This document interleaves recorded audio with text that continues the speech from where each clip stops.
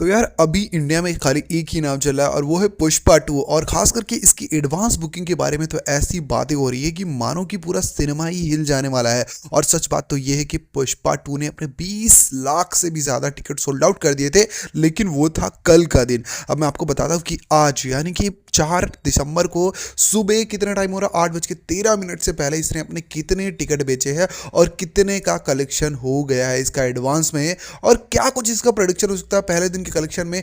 क्या यह इंडिया की सबसे बड़ी बड़ी मूवीज का रिकॉर्ड तोड़ने में सफल रहेगी या फिर पुष्पा फूल की तरह ही रह जाएगी? चलो मैं तुम्हें बताता हूँ, लेकिन उससे पहले एक ही रिक्वेस्ट है, अगर तुम पुष्पा 2 के फैन हो तो वीडियो को लाइक और चैनल को सब्सक्राइब जरूर करना, क्योंकि यहाँ पर तुम्हें मिलेंगी एकदम खास वीडियोस। देखो, सबसे पहले अगर मैं बात करूँ कि तेलुगु में इसने सबसे ज़्यादा टिकट सोल्ड आउट कर दिया है, तो वो कितने टिकट सोल्ड आउट कर दिया? 10,42,198 टिकट। 10 लाख टिकट भैया खाली तेलुगु में। और अगर हम लोग बात करें हिंदी में, उसके बाद सबसे ज़्यादा हिंदी में 2D में इसने टिकट सोल्ड आउट करे हैं। और कितने टिकट? 8,40,934 टिकट। भाई एग्जैक्ट फिगर है मेरे पास। और अगर उसके बाद बात करें तो तमिल में किया है 1,26,000।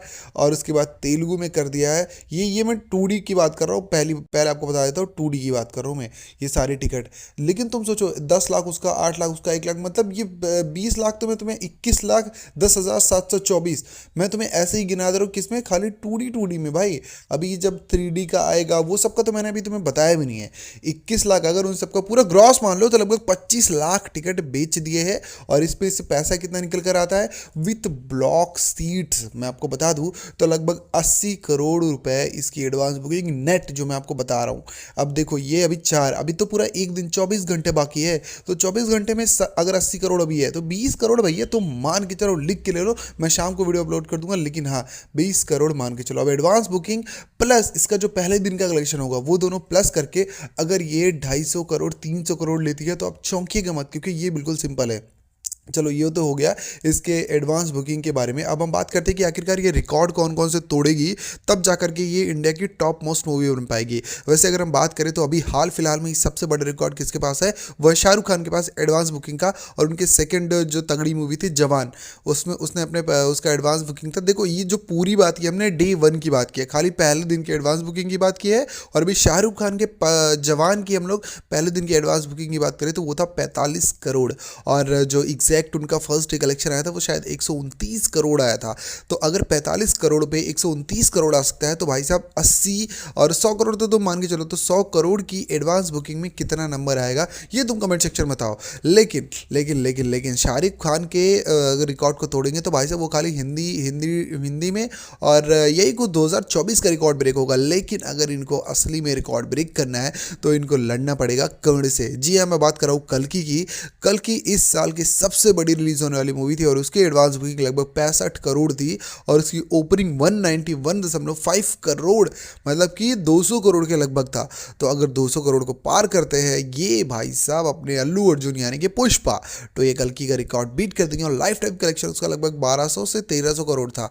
तो ये तो मुझे लगता है कि आसान होगा। 4 से 5 दिन चाहिए होंगे पुष्पा को, क्योंकि पहले दिन अगर देखो जिस हिसाब से इसकी बुकिंग हो रही है, 5 दिसंबर को कौन सा डे है? थर्सडे है।